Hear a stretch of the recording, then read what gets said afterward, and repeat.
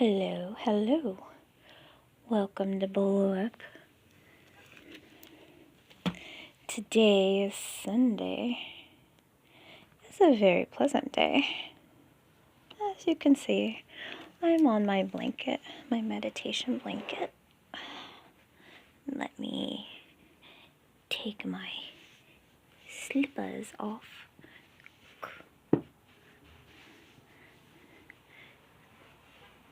And get comfortable, comfy.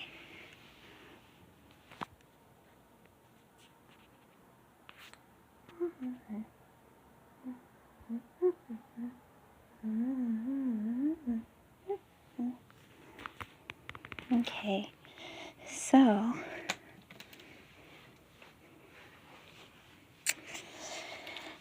I had read this and recorded it, and you know what I did? I deleted it by accident. So it was a great read. I was at work on my break, and it was so wonderful. It was such a good reading. I deleted it by accident. I was having one of those days. I also gotta go shopping this weekend. I gotta spend someone else's money. It was so much fun. And it was intense. Of course, it wasn't for me, but that's okay. I was able to spend money and shop and go on a really huge adventure. And I even took a lift. Went to a mall. There's a place called Catalina Mountain. And there's a city called Catalina something, maybe Catalina Hills, I don't know. But went to the mall out there, and yeah, it was a lot of fun. And now I'm home, recuperating. And I'm going to go ahead and get into this. So if you want somebody to help spend your money for you, just look me up. You know, give me a list of things you want me to shop for, and I'll go shopping for you. I just ask that you pay for my plane ticket or my fare, and I'll go shopping for you. And you don't have to worry about doing it yourself. I can be your personal shopper. So just kind of putting that out there. So I was given $10,000, and yeah, I spent it just like that. Oh, just like that, like that, like that, like that. Actually, it was more than $10,000. It was $11,000 because I had, yeah, some extra. So anyways, so not naming any names and not saying what was spent, but it was a lot of fun. So here's where I'm going to go ahead and start. I already read this, but, you know, gonna just get right into it. So, page 382. Mason E. Heroin? W.E.? You're right. Deep breaths. Give up and they win. And you know, I never admit my ideas are stupid, which means I better go on with proving this idea was a good one.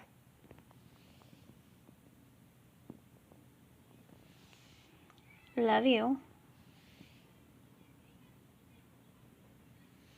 So let's get this done and get out and kick Vitex.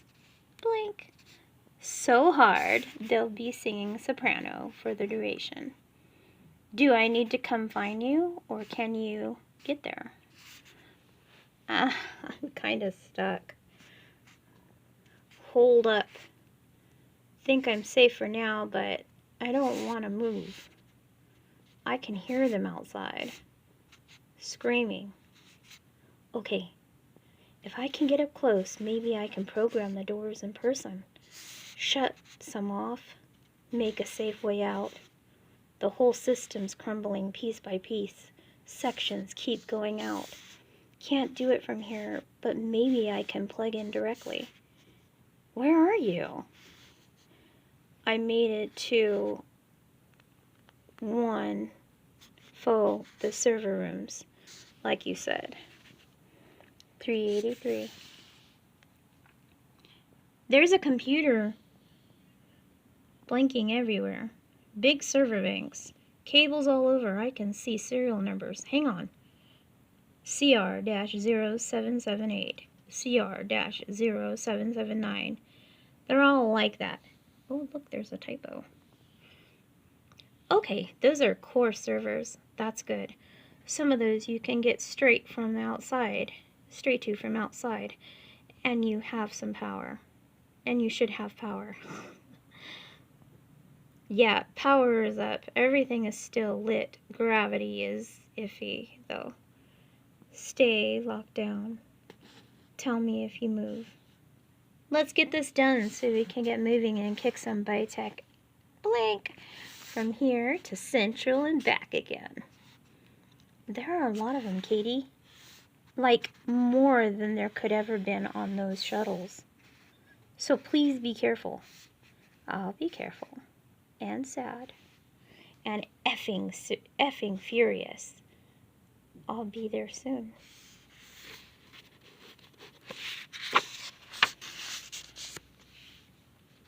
$384. Surveillance footage summary prepared. Analyst ID 7213-0089- November. Because I can't see. Cams are still out in Hangar Bay, so the first we can see of Grant after her initial incursion is when she emerges from the bay into the main airlocks. The whole ship is lit by emergency lighting at this stage, so my visuals aren't great, but I'll do what I can. Audio is a mix of bass from the engines and few distant screams, even though life support is down. This place sure as blank ain't lacking for atmosphere. Grant is dressed in a bright green hazmat suit, portable console and a pack on her back. She strides through airlock 1, out into airlock 2. She looks blanked, jaw clenched, hands and fists. She gets about 10 feet past the threshold. He stops her, dead in her tracks. He sits facing the abandoned hangar bay she's just entered from, rifle in his lap, jaw hanging loose, eyes wide open. In her after-action report, First Lieutenant Winifred McCall talked about how blue they were. Pretty as ocean, she said. But when his bullet blew out the back of his skull, the concussive force burst Sergeant James McNulty's retinas, filling his corneas with blood, so now his eyes were black. And they're staring right at her. She read McCall's report, knows who he is right away. It's funny, but you can almost see the rage evaporate as she kneels. 385. Beside him. Reaching out with shaking hands to press those black eyes closed, her gaze flickers over the scene, like she's trying to burn it into her mind. Finally, she notices the small military-issue datapad lying on the ground beside him. Remember, she's only 17 years old, so this is like a lot for a 17-year-old. It's spattered in red. Tiny letters on the faintly glowing screen. Recording complete. Memory full. Playback? Grant pauses a minute to gather herself. You can see it on her face as she plucks the datapad from the blood. She knows this is gonna cost her. Some part of herself she'll never get back. Just like the airlock to Hangar Bay 4. This door can't ever be closed again. But after one last breath, she presses play. A voice cracks from the small speaker in a faint tremor at its edge. the voice of a dead man.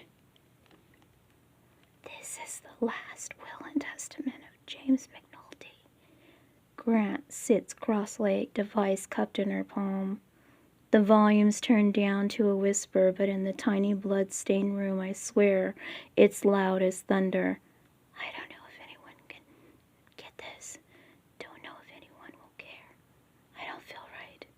I'm shaking so bad, can hardly breathe. And that's got me thinking Phobos has struck me.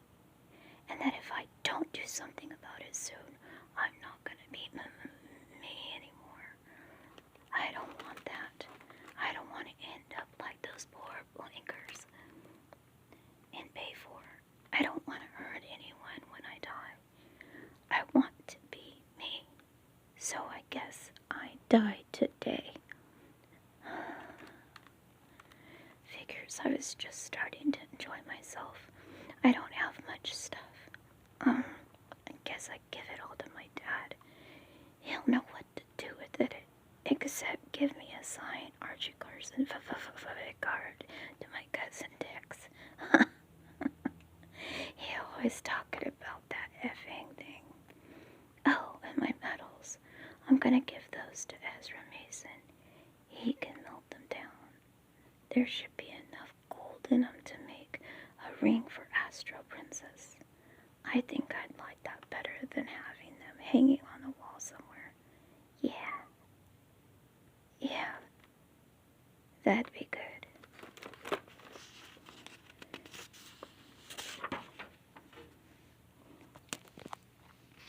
Dad, if you get this, tell Mom I'm sorry.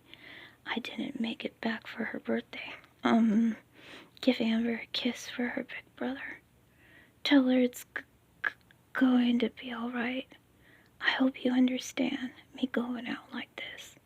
It's not that I'm scared. I'm not scared, Dad. I just want to be me at the end, you know? It's getting kind of bad. My hands are shaking. I think I'm gonna go now. I don't want to wait too long and not be able to pull the trigger. Metallic clicks from the speaker. Anyone who knows guns knows those sounds. Checking clip. Checking breech. Safety off. I can't think of anything to say. Jesus, I'm scared. Boom! Grant flinches like someone hit her. Slumps like part of her died as well. She's sick for 2 minutes. That seemed to last forever. Nothing but the engine noise and screams for company. Finally, she climbs to her knees, her eyes on the lanyard of McNulty's equipment belt, the flat strap of blue plastic attached to it, the bold black letters stenciled onto it, UTA Marines, all areas access. The pass won't work on hangar bay doors, but those are already unsealed, and there are countless other doors aboard the Alexander the card will unlock. No need to hack through them with that console at her back anymore. Now she's got the key. She unzips McNulty's hazmat suit, fumbling with the tack vest beneath. With blood-stained fingers, she snaps the chain at his throat, drawing the pair of flat metal discs marked with name, rank, UTA number, slipping the dog tags in her pack. She bows her head. The rage is back now. Her voice is shaking with it. I'll tell them, Jimmy, she says. I'll tell them all. The console in her backpack starts to ping. 386. And I'm going to stop it here, upload this, and then I'll read it again. I'll see you on the next one. Stopping at 386. Well, 387, technically. Bye. Thanks for tuning in to Bolo.